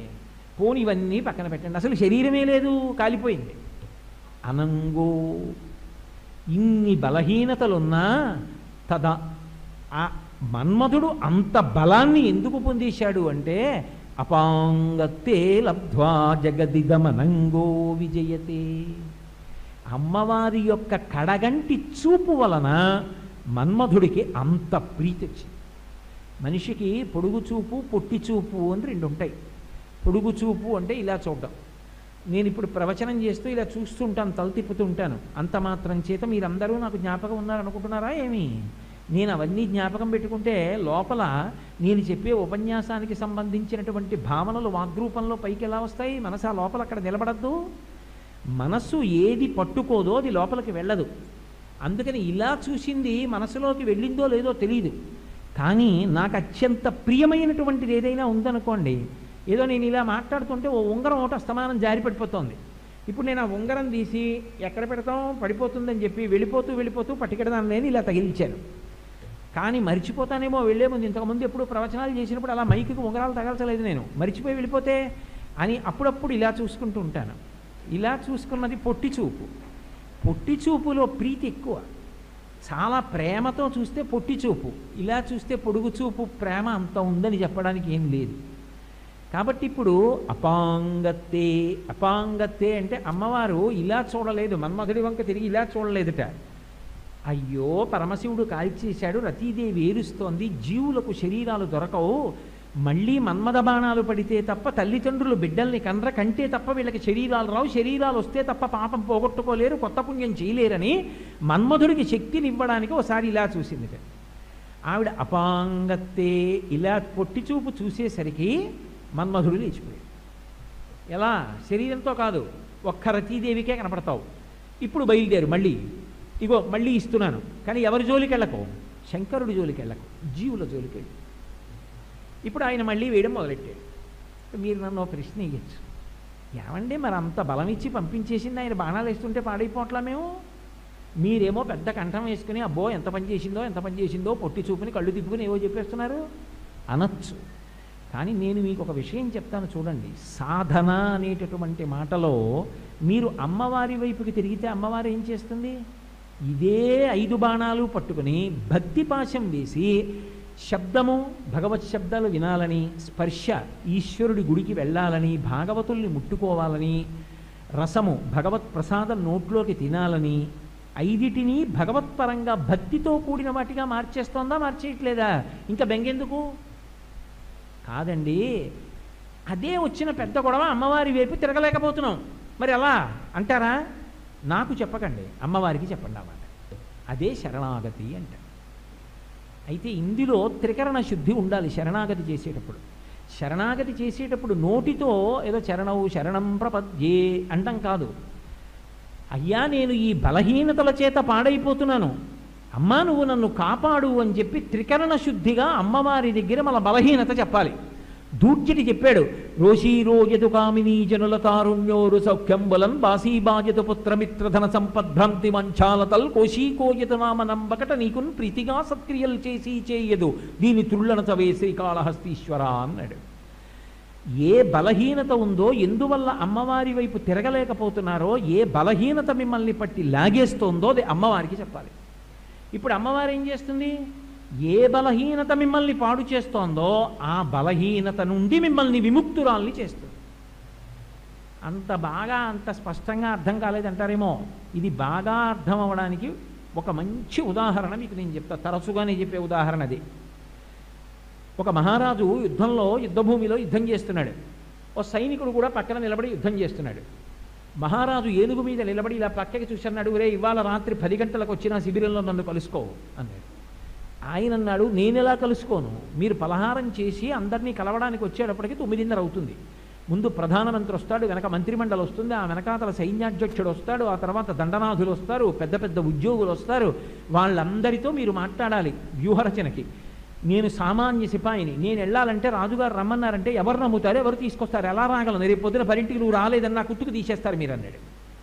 మహారాజు చూసి నవ్వి అన్నాడు, నిజమేరా నువ్వు చెప్పిందని చెప్పి ఇలా చేతి నుంచి ఉంగరం తీయలేదు, బొడ్డులోంచి ఉంగరం తీసి విసిరాడు. నువ్వు రావక్కర్లేదు, ఇది పట్టుకుని శిబిరం పక్కన తిరుగుతుండు, వాళ్ళే నిన్ను నా దగ్గరికి తీసుకొచ్చేస్తారు. ఆయన తీసి చూశాడు, అది రాజముద్రిక కాదు, శత్రురాజు యొక్క ముద్రిక. ఆయన హడిలిపోయాడు, ఇదేమిటంటే రాజముద్రిక అయితే పర్వాలేదు, శత్రురాజముద్రిక ఇచ్చారు మీరు నాకు అన్నాడు. అది పట్టుకు తిరుగు చాలన్నాడు. ఇప్పుడు రాత్రి 10 అయింది. ఆ సైనికుడు ఆ శత్రురాజు ఉంగరం పట్టుకుని శిబిరాన్ని దగ్గర దూరంగా తిరుగుతున్నాడు. అనుమానం వచ్చి, ఒరే నువ్వు సామాన్య సైనికుడివి ఎందుకురా ఇక్కడ తిరుగుతున్నావు అన్నారు. అబ్బాయి ఏం లేదండి అన్నాడు. చెప్పద్దన్నాడుగా రాజు. వీడి పరిస్థితి ఏదో అనుమానంగా ఉందని ఒళ్ళంతా తడిమారు. శత్రురాజు ఉంగరం దొరికింది. అమ్మ బాబోయ్ వీడేదో చాలా పెద్ద కుట్ర చేశాడు, ముందు వీడిని రాజుగారి దగ్గర ప్రవేశపెట్టాలి. అందరినీ ఆపేసి వీడిని తీసుకొచ్చి రాజుగారి దగ్గర పెట్టి, మహారాజా వీడు శత్రురాజు ఉంగరం పట్టుకు తిరుగుతున్నాడు, వీడిని తీసుకొచ్చాం, ప్రమోషన్ రాదు మరి, అవుట్ ఆఫ్ టర్న్. అందుకని గబగబా తీసుకొచ్చి వాడిని ప్రవేశపెట్టారు. మహారాజు అన్నారు, మీరందరూ బయటికి వెళ్ళండి. ఒరే 10 అయ్యేటప్పటికి లోపలికి వచ్చేసావా లేదా? వచ్చేసాను మహాప్రభు. నా ఉంగరం ఉన్నవాళ్ళు చాలామంది ఉన్నారు, శత్రురాజు ఉంగరం ఉన్నవాడు వీరు ఒక్కడివే, అందుకే వచ్చేసావు. ఇప్పుడు ఆ 5 ఇంద్రియముల యొక్క శక్తుల చేత నేను పాడైపోతున్నాను, అవి నాకు శత్రువులైపోయాయని తెలుసుకుని త్రికరణ శుద్ధిగా అమ్మవారి పాదాలు పట్టుకుంటే అది శత్రురాజ ఉంగరం అమ్మవారి దగ్గరికి వెళ్ళిపోవడానికి కారణం అవుతుంది. శరణాగతి. పైకి నోటితో మాత్రం శరణాగతి అంటూ లోపల మాత్రం అబ్బా చాలా బాగుందండి ఈ సుఖాలన్నీ అనుకుంటుంటే అమ్మవారు జోక్యం చేసుకోరు. అందుకే ఆమె ఒకటి సాధనా మార్గంలో పాశం వేసి భక్తితో ఉద్ధరిస్తుంది. రెండవ మార్గంలో అదే తల్లి శరణాగతి చేసినా కూడా, మన కష్టం చెప్పుకున్నా కూడా, ఎవరు ఈ ఇంద్రియాల్ని మనసుని ఇచ్చారో, ఏ తల్లి ఈ శరీరాన్ని ఇచ్చిందో ఆ తల్లే మళ్ళీ మనని ఉద్ధరిస్తుంది. కాబట్టి అందుకని ఆమె ఆ 4 పట్టుకుంది. ఇప్పుడు మీ ఇంట్లో మీరు అమ్మవారి మూర్తిని పెట్టుకుని అమ్మవారి వంక చూస్తున్నారు అంటే మీకు ఎంత ధైర్యం, నా జన్మ పాడవదు, నా తల్లి నన్ను కాపాడుతుంది, మీకు ఒక విశ్వాసం ఏర్పడుతుందా ఏర్పడదా? అందుకని ధనుర్బాణం పాశం శృణిమపి దధానా కరతలైః పురస్తాదస్తాం నః పురమధితురహో పురుషికా. బహుశః ఈ శ్లోకంలో ఈ పాదాన్ని శంకర భగవత్పాదులు తప్ప ఇంకెవరైనా వ్రాయగలరా అంటే చెప్పడం చాలా కష్టం. అమ్మవారు ఎవరు అంటే శంకరులు అన్నారు, నహ, నా ముందు అనలేదు ఆయన, నహ మా ముందు. ఆ తల్లి సాక్షాత్కరించుగాక. ఆ తల్లి సాక్షాత్కరిస్తే ఆమె ఎవరు? పురమధితురహో పురుషిక. పరమశివుడు ఎప్పుడూ తనలో తాను రమిస్తూ ఉంటాడు. బహిర్ముఖుడు అయ్యాడనుకోండి, నేను అన్న భావన మొదట వస్తుంది. నిద్రపోతున్నాను అనుకోండి, నాకు నేనన్న భావన ఉండదు. నిద్ర లేస్తే నేను మొదట లేస్తుంది ఆ భావన. పరమశివుని యొక్క నేనన్న భావనయే అమ్మవారు. కాబట్టి ఇప్పుడు ఇద్దరు అసలు విడివిడి ఉంటారా? పురస్తాదస్తాం నః పురమధితురహో పురుషిక. ఓ తల్లి, నువ్వు ఆ పరమశివుని యొక్క ఇల్లాలివి, ఆయన యొక్క నేను అన్న భావానివమ్మా నువ్వు అని నమస్కారం చేసి, అమ్మా మా కళ్ళ ఎదుట ఒక్కసారి కనపడమ్మా అని ప్రార్థన చేశారు. పరమాద్భుతమైనటువంటి శ్లోకం, అమ్మవారి యొక్క తత్వాన్ని అంతటినీ కూడా ఆవిష్కరించేటటువంటి శ్లోకం. ఇందులో మీరు ఒక విషయాన్ని గమనించాలి. అమ్మవారు ఏం చేస్తుందంటే అప్పుడప్పుడు మన్మధుణ్ణి పిలిచి, నాయనా నువ్వు వెళ్ళి మహాత్ములైన వారు ఉన్నారు వాళ్ళ మీద కూడా బాణాలి అని ప్రత్యేకంగా పంపిస్తుంటుంది. హరిస్వామారాధ్య ప్రతిభయజరా మృత్యు హరిస్వామారాధ్య ప్రణతజన సౌభాగ్యజననీం పురాణారీ భూత్వా పురరపిమపి క్షోభమనయత్ స్మరూపిత్వా నత్వారతినయనలేహ్యేన వపుషా మునీనామప్యంతః ప్రభవతి మోహాయ మహతాం అంటారు.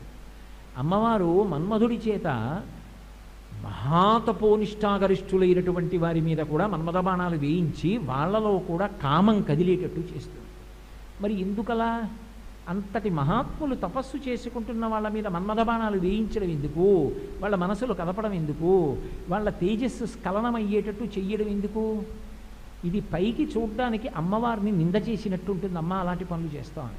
కానీ మీరు జాగ్రత్తగా గమనించండి, ఒక పరాశర మహర్షి యొక్క మనసు కదిలి ఉండకపోతే వ్యాస భగవానుడు ఎలా వస్తాడు?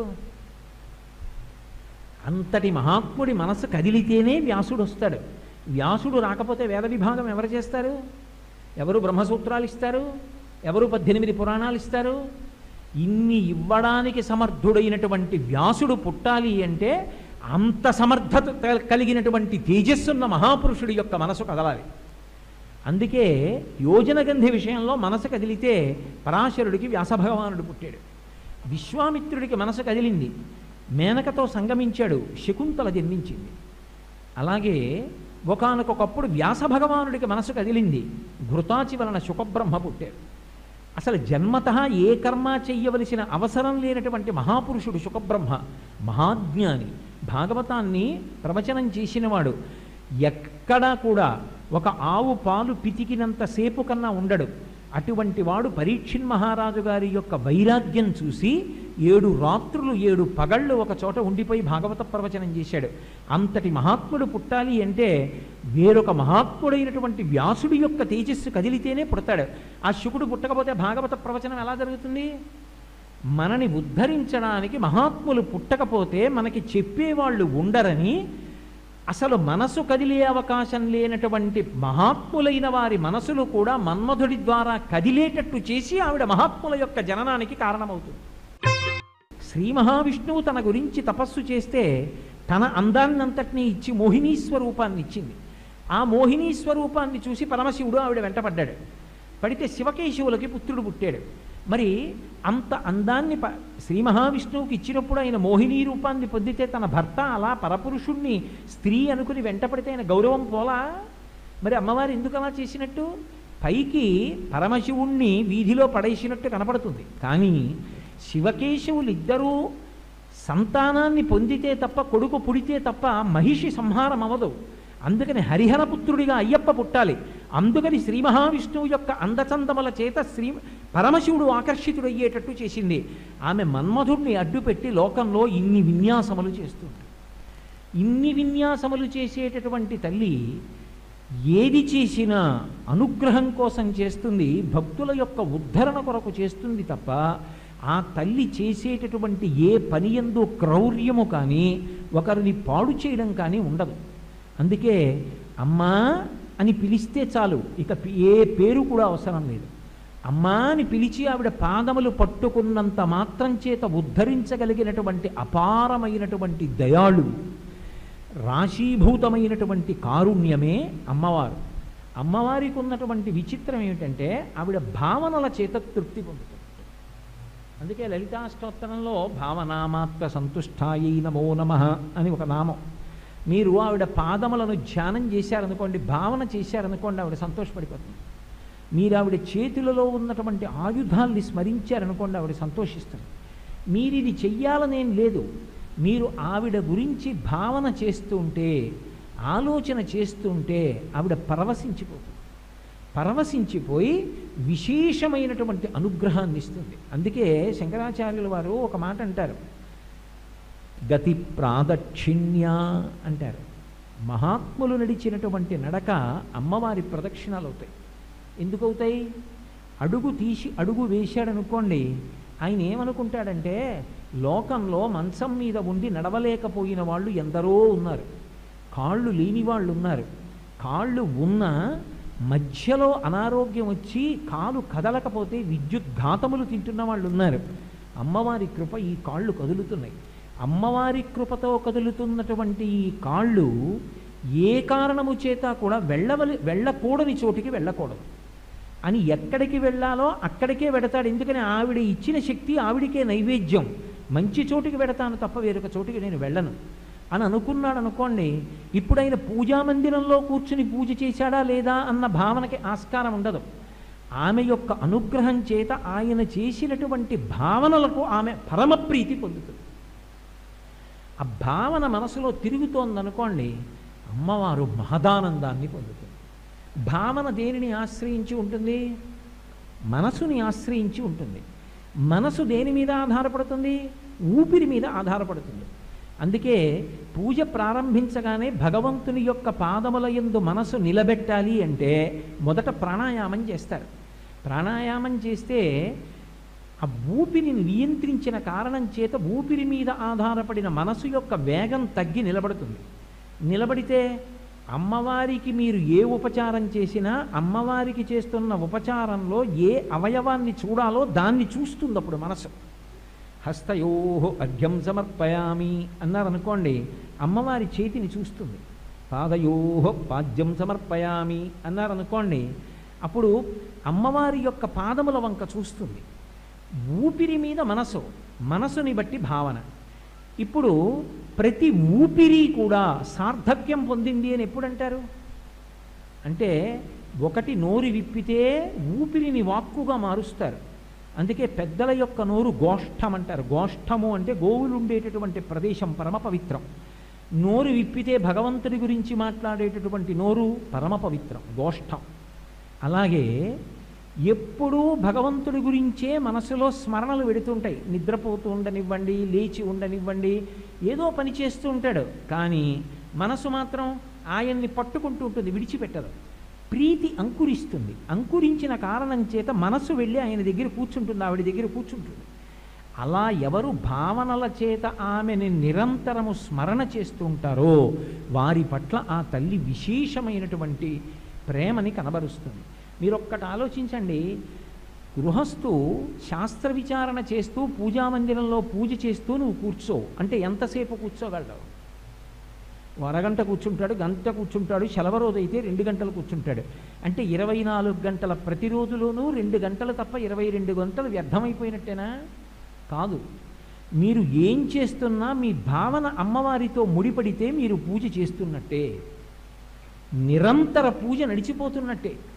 ఆ భావన గొప్పది. ఆ భావన చేత పొందినటువంటి దర్శనం చాలా గొప్పది. అందుకే బాహ్యంలో పూజ దేనికి పనికి రావాలి అంటే ఆంతరమునందు మనస్సుతో పట్టుకోవడానికి అది ఉపకరణం కావాలి. అంతేకాని ఎంతసేపు నాకు కొబ్బరికాయే ఉండాలండి, పువ్వులే ఉండాలండి, పాలే ఉండాలి అంటే ఎంతకాలం పూజ చేయగలవు నువ్వు? అలాగా కాదు. ఒకసారి మనసులో కళ్ళు మూసుకొని స్మరిస్తే రత్నైకల్పితమానసం హిమజలై స్నానంచ దివ్యాంబరం నానారత్న విభూషితం మృగమదామోదాంకితం చందనం జాజీచంపకబిల్వపత్రరచితం పుష్పంచ ధూపం తథా. ఒక్కసారి ఇలా కళ్ళు మూసుకుంటే పెద్ద శివాలయంలోకి వెళ్ళి నువ్వు అంతరాలయంలో కూర్చుని జాజిపూలు చేత్తో పట్టుకొని ఒక్కొక్క నామం చెప్తూ ఓం నిధనపతయే నమః, ఓం నిధనపతాంతికాయ నమః అని వేస్తుంటే నల్లటి లింగానికి తగిలి ఆ పువ్వులు గుత్తులు గుత్తులుగా వచ్చి పానవట్టం మీద పడుతున్నట్టు, కొన్ని పువ్వులు జారి కింద పడుతున్నట్టు, సువాసనలతో అంతరాలయం అంతా ఓహో భాసిస్తున్నట్లు నువ్వు మనసులో దర్శనం చెయ్యగలిగితే పరమేశ్వరుడు నువ్వు నిజంగా జాజిపూలతో ఆ రోజు ప్రదోష వేళ పూజ చేశావని ఖాతాలోకి తీసుకుంటాడు. ఇక్కడ మీరు ఒక్క విషయం గమనించాలి. అయితే ఇది తేలిక కదండి అసలు పూజ మానేస్తే. అసలు పూజ ఒకటి చేస్తే కదూ నీకు మనసుతో పూజ చేయడం.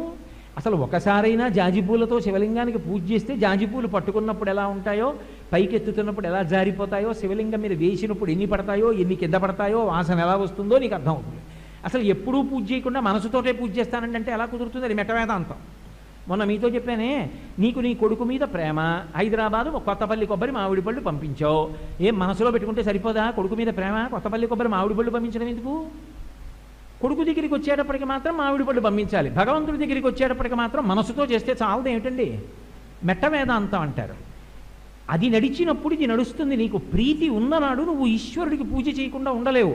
పూజ చేసిన నాడు మనస్సు దాన్ని పట్టుకోకుండా ఉండలేదు. అవి రెండు ఒకదానితో ఒకటి అవినాభావ సంబంధాన్ని పొంది ఉంటాయి. అందుకే మనసు అలా వెళ్ళగలిగినటువంటి లక్షణం వచ్చిందనుకోండి, వాడు తరించిపోయాడని లెక్క. ఏదో కార్యాలయంలో ఉద్యోగం చేసి సాయంకాలం వేళ ఇంటికి వచ్చి అమ్మయ్యా వేసవికాలం ఎంత తాపంగా ఉందే అని ఒక పడక కుర్చీలో పడుకుని భార్యని పిలిచి కాస్త కమలాపండు రసం పట్టరావే అన్నాడు. తెస్తాను ఉండండి అని ఆవిడ వెళ్ళి పళ్ళు కోసి ఏదో రసం పిండుతోంది. ఈయన కళ్ళు మూసుకు కూర్చున్నాడు. ఓ సాయంకాలం 5 దాటింది. సహస్ర దీపాలంకార సేవ అవుతూ ఉంటుంది స్వామివారికి వెంకటాచలంలో. ఒక్కసారి మనసుతో స్మరించాడు. ఆ బేడి ఆంజనేయ స్వామి ఇలా 2 చేతులు కైమోడ్చి నిలబడ్డట్టు, ఆయన 2 చేతుల మధ్యలో ఇలా తెల్లటి గీత, దాని మీద ఎర్రటి చూర్ణంతో పెట్టిన గీత, ఆయన పాదముల మీద పూజ చేయబడినటువంటి తమలపాకులు. ఒక్కసారి ఆ బేడి ఆంజనేయ స్వామి చుట్టూ ప్రదక్షిణం చేసి అఖండ దీపం దగ్గరికి వచ్చి అందులో కాస్త కర్పూరం వేసి ఓ కొబ్బరికాయ కొట్టి మెట్లు దిగి ఇక సహస్ర దీపాలంకార సేవ ప్రారంభమైపోయడానికి టైం ఉంది ఇంకా అనుకుని కొంచెం ముందుకెళ్ళి స్వామివారిని ఎదురుగుండా ఆలయం వంక చూసి కుడి చేతి పక్కకి వెడుతుంటే స్వామి పుష్కరిణి యొక్క తడిక కనపడితే అది దాటి ముందుకు వెడుతుంటే ఎదురుగుండా స్వామివారి హయగ్రీవ సన్నిధి కనబడితే మళ్ళీ ఎడం పక్కకి తిరిగితే కుడి చేతి వైపు వికనస మహర్షి యొక్క దేవాలయం, ఆయన యొక్క శిష్యులు చుట్టూ కూర్చున్నటువంటి సన్నివేశం కనపడితే కొంచెం ముందుకెళ్ళి ఎడం పక్కకి లోపలికి వెడితే ఆదివరాహస్వామి దేవాలయం కనబడితే అందరితో పాటు లోపలికి వెళ్ళినప్పుడు ఇలా ఉన్నటువంటి ఆదివరాహస్వామి, ఇలా అడ్డంగా ఉన్నటువంటి భూదేవి ఆయన ముట్టి అమ్మవారి యొక్క చెవు దగ్గరికి వస్తే ఈ భూధర్మల యొక్క చరిత్ర అంతా భూదేవికి చెప్తున్నటువంటి ఆదివరాహస్వామి మూర్తిని చూసి అక్కడే ఉన్నటువంటి సుదర్శన సాలగ్రామాన్ని చూసి స్వామివారికి నమస్కారం చేసి శఠారి పెట్టించుకొని ఆ ఇచ్చినటువంటి తులసి ప్రసాదం తీసుకొని ఇలా బయటికి వచ్చి హుండీలో ఓ 10 రూపాయలు వేసి అలా స్వామివారి ఆలయం చుట్టూ తిరిగి అవతలకు వచ్చి ఆయనకి నిత్య కైంకర్యం చేసినటువంటి మహానుభావుల యొక్క దర్శనం చేసే రామానుజుల వంటి మహాపురుషుల దర్శనం, అక్కడి నుంచి బయటికి వచ్చి ఎదురుగుండా పుష్కరిణి చక్రస్నానం జరిగేటటువంటి ఆ ప్రదేశం కనపడితే ఓ నమస్కారం చేసి మళ్ళీ పైకెక్కి చుట్టూ తిరిగి అలా మళ్ళీ హయగ్రీవ సన్నిధి మించి స్వామివారి దేవాలయానికి ఎదురుగుండా వచ్చి మీకున్నటువంటి అధికారం రీత్యా అక్కడ తలుపు తెరిస్తే మీరు ఆ ఎర్ర తివాచీ మీద కాళ్ళు పెడితే అక్కడ ఉన్నటువంటి కన్నాల గొట్టాలలోంచి వస్తున్నటువంటి నీళ్ల చేత మీ ప్రయత్నం లేకుండా మీ పాదములు కడగబడితే మీరు ఆ కడగబడిన కాళ్ళకి తడి దులుపుకుంటూ ఆ పెద్ద గడప దాటి లోపలికి వెళ్ళి ఇలా కుడి చేతి పక్కకి తలెత్తితే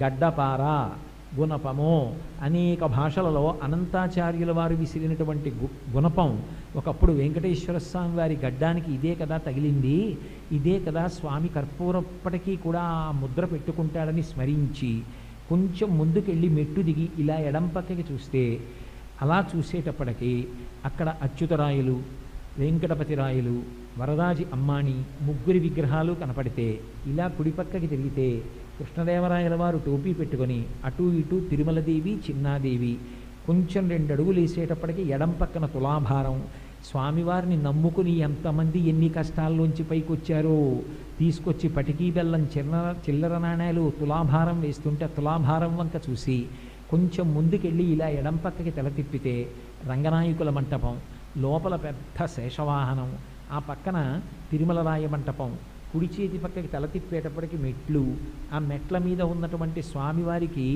దీపాలంకరణ చేసేటటువంటి ఊంజల్ సేవ జరిగేటటువంటి మంటపం చూసి మళ్ళీ వెనక్కి వచ్చి ఆ రంగనాయకుల మంటపం పక్క నుంచి నడుస్తూ ఆ వెనక నుంచి తిరిగి వస్తుంటే తెలియక అమాయకత్వంతో విజిటింగ్ కార్డ్సు, తాళ్ళు, రూపాయి కాసులు అన్నీ బలవంతంగా ఇత్తడి కచ్చడాల్లోకి తోసేసినటువంటి భక్తుల యొక్క విశేష భక్తి.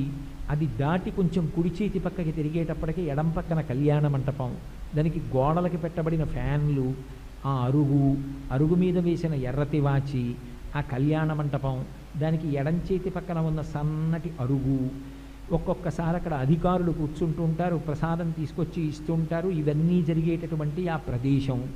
అది దాటిన తర్వాత యువతలకు వచ్చి కొంచెం ముందుకు నడిచేటప్పటికి ఎడం పక్కన ఎర్రటి గ్యాస్ ప్రవహించేటటువంటి ఒక పెద్ద ఎర్రటి గొట్టం, ఆ ఎర్రటి గొట్టాన్ని దాటి కొంచెం ముందుకొచ్చి కుడి చేతి పక్కకి తిరిగేటప్పటికి ఎదురుగుండా స్వామివారి యొక్క ధ్వజస్తంభం, దానికి కట్టినటువంటి దర్భలు, అక్కడ బలిహరణం పెట్టినటువంటి ప్రదేశం, అది దాటి కొంచెం ముందుకు వెళ్ళి ఇలా ఎడం పక్కకి చూస్తే గోడలో ఈ మధ్య కొత్తగా బయటపడినటువంటి మూర్తులు, దాన్ని ముట్టుకుని పాడు చేయకుండా అడ్డంగా పెట్టినటువంటి అద్దాల పేటిక, ఆ గడప ఇలా దాటి అడుగు వేసి కొంచెం ముందుకు వెళ్ళేటప్పటికి ఎదురుగుండా చిన్న కిటికీ లాంటి దాంట్లో పడుకుని ఉన్నటువంటి రంగనాథస్వామి, ఇలా తలెత్తి పైకి చూస్తే ఆనంద నిలయ విమానానికి గోడకి మధ్య ఖాళీలోంచి నీలంగా ఉన్నటువంటి ఆకాశం, కొంచెం ఎడం పక్కకి తిరిగేటప్పటికి వరదరాజస్వామి దేవాలయం, ఆకుపచ్చటి పట్టుపంచ, ఎర్రటి అంచు,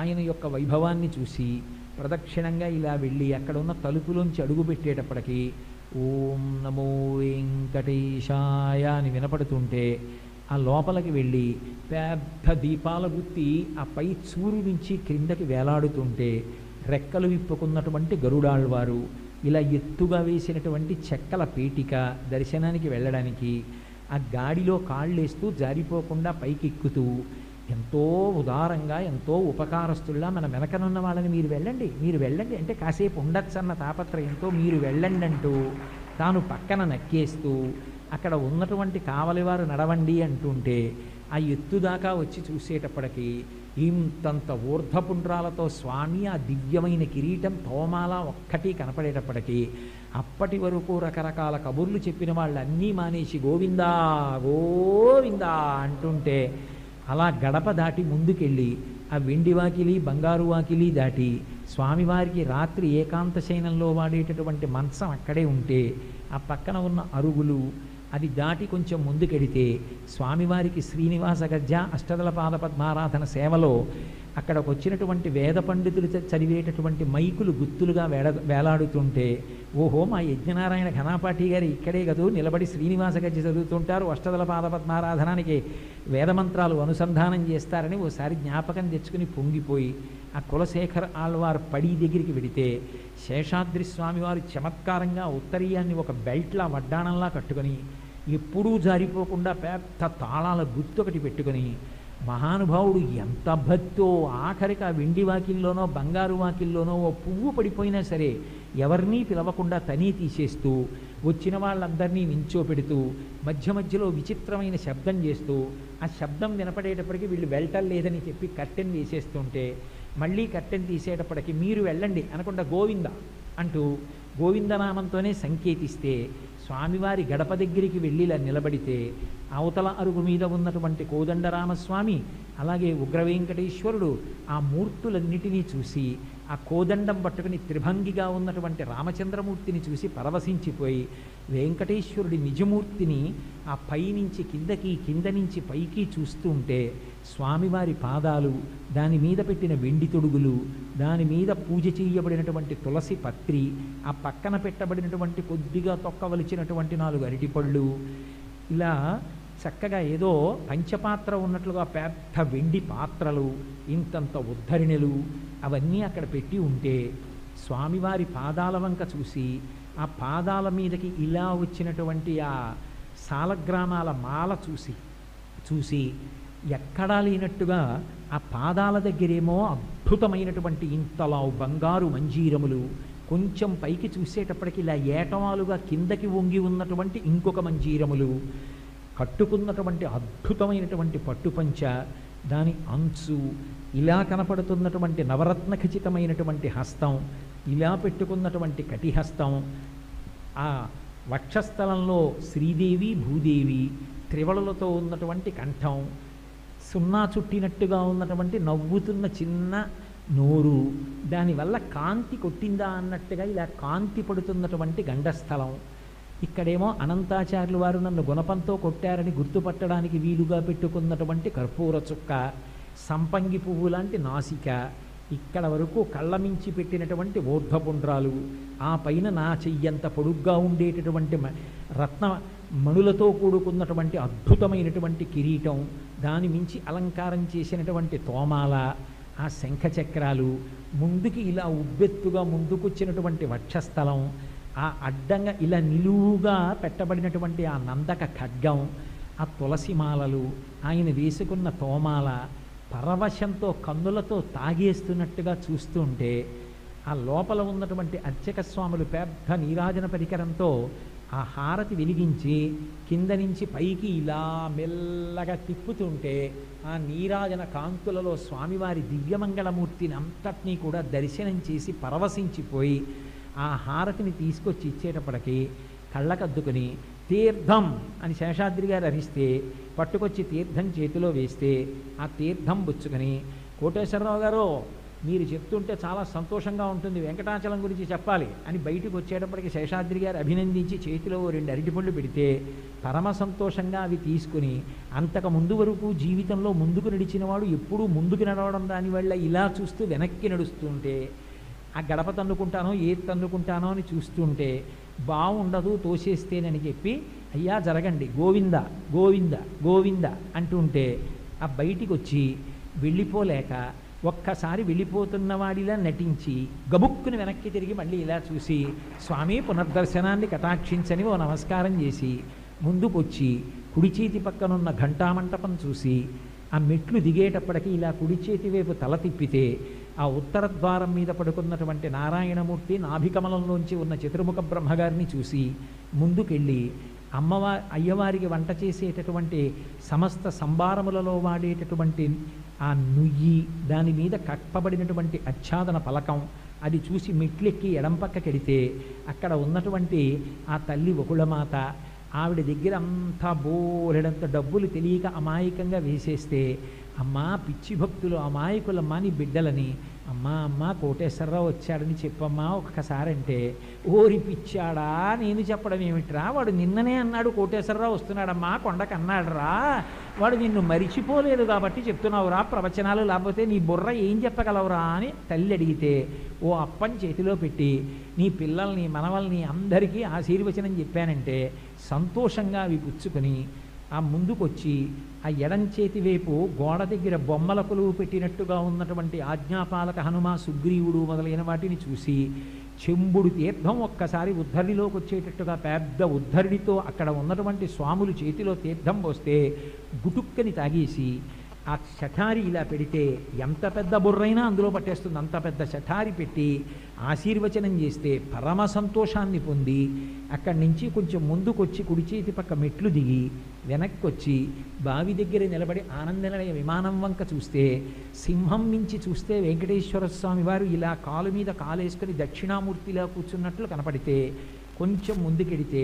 ఎడంచేతి వైపు ఉన్న అరుగుని చూసి ఓహో శుక్రవారం నాడు వస్త్రాలంకరణ సేవకి ఇక్కడే కదా వస్త్రాలు ఇస్తారు, వాళ్ళు ధన్యులు అనుకుని కొంచెం ముందుకెళ్ళి కుడి పక్కకి తిరిగితే ఎడంచేతి ఉన్న వైపు అద్దాల్లోంచి అబ్బో 100, 1000, 500 రకరకాల కాగితాలు, బంగారం ముక్కలు, స్వామి వైకుంఠంలోని ఐశ్వర్యం ఏమిటో మాకు తెలియదు కానీ శ్రీవైకుంఠ విరక్తాయ స్వామి పుష్కరిణీ తటే రమయా రమమాణాయ వెంకటేశాయ మంగళం అని అదంతా చూసి తెల్లటి లుంగీలు కట్టుకుని ఆ డబ్బులు లెక్క పెడుతున్న వాళ్ళ వంక ఓసారి చూసి పక్కనున్న భార్య ఏమండి గవర్నమెంట్ ఎంప్లాయీస్ అప్లై చేసుకుంటే పరకామణి సేవిస్తారట, మనిద్దరం కూడా ఈ మాట పెడదామా అంటే చాలా సంతోషించి ఆ వివరాలు కనుక్కుందామని కొంచెం ముందుకెళ్ళి కుడి చేతి పక్కకెళ్ళి ఎడంచేతి పక్కన ఈ మెట్లు విశాలం చేయబడినటువంటి మెట్లెక్కి అలా స్వామివారి యొక్క గోపురం వంక చూస్తే లోపల ఉన్న మూర్తి విమాన వెంకటేశ్వరుడిగా కనపడుతూ ఎడంచేతి పక్కన తోక ఇలా పైకెత్తి ఉన్నటువంటి హనుమ, వెంకటేశ్వరుడి పక్కన 2 చేతులెత్తి ఆడుకుంటున్న చిన్ని కృష్ణుడు,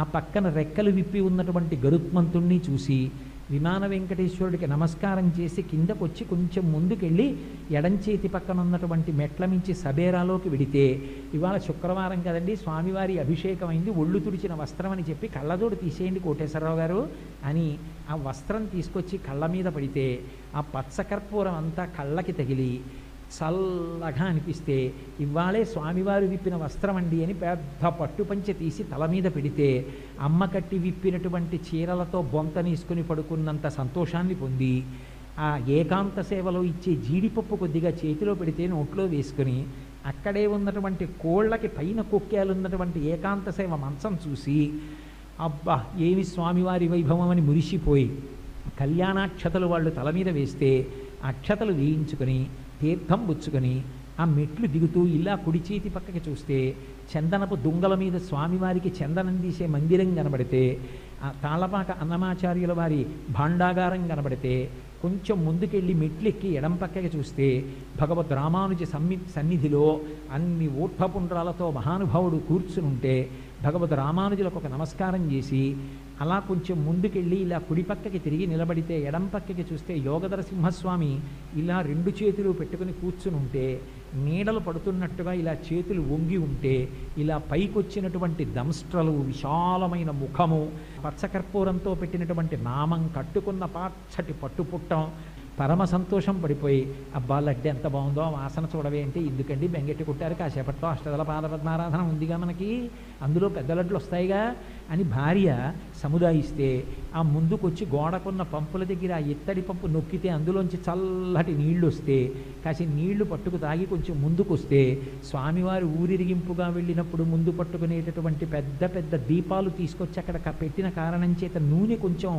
ఆ నేల మీద ఉంటే, నీటి గొట్టాలు పట్టుకుని అవన్నీ కడుగుతుంటే, పంచ పైకెత్తి పట్టుకొని కాళ్ళు పంచ తడిసిపోతాయని పాదాలు మాత్రం తడిసిపోతుంటే మురిసిపోతూ, ఆ ముందు దాకా వచ్చి కృష్ణదేవరాయల వారిని దాటుతూ మళ్ళీ ఇలా ఓసారి దొంగచూపు చూస్తే స్వామి కనపడతాడేమో అని ఆశపడితే ధ్వజస్తంభం అడ్డొస్తే, స్వామి పునర్దర్శనాన్ని ఇప్పించు స్వామి అని మళ్ళీ ఓ నమస్కారం చేసి ఎడం పక్కకి తిరిగి మళ్ళీ ఇలా ఎడం పక్కకి తలెత్తితే గుణపం కనపడితే, ఆ మెట్లు దాటి బయటికి వచ్చి ఆ ఇత్తడి కచ్చడాలకి అవతల నిలబడి, ఒరే వెళ్ళి ప్రసాదం పట్టరారా అంటే కొడుకు వెళ్ళి ప్రసాదం పట్టుకొస్తే మొక్క విరిచి నోట్లో వేసుకొని పరమ సంతోషంతో తిరుపతి లడ్డు తిని ఆనందపడుతుంటే, భార్య వచ్చి ఏమండి కమలాపండు రసం తీసుకొచ్చేసానని ఇచ్చిందనుకోండి. ఎక్కడ బయలుదేరాను?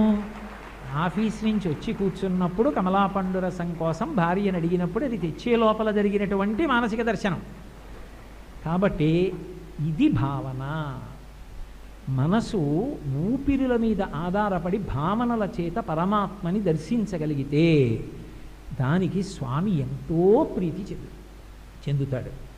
ఒక పావలారు ఖర్చు లేకుండా మిమ్మల్ని అందరినీ తిరుమలలోకి తీసుకెళ్ళి స్వామి దర్శనం చేయించి తీసుకొచ్చానా లేదా? కాబట్టి అలా మన భావనలు అమ్మతో అనుసంధానం అవ్వాలి అంటే మన ఒక్కరి ప్రమేయం సరిపోదు. అమ్మా నన్నలా అనుగ్రహించమని ఆ తల్లిని ప్రార్థన చేస్తే కరుణామూర్తి అయినటువంటి ఆ తల్లి నిస్సంకోచంగా అందరినీ అనుగ్రహిస్తుంది.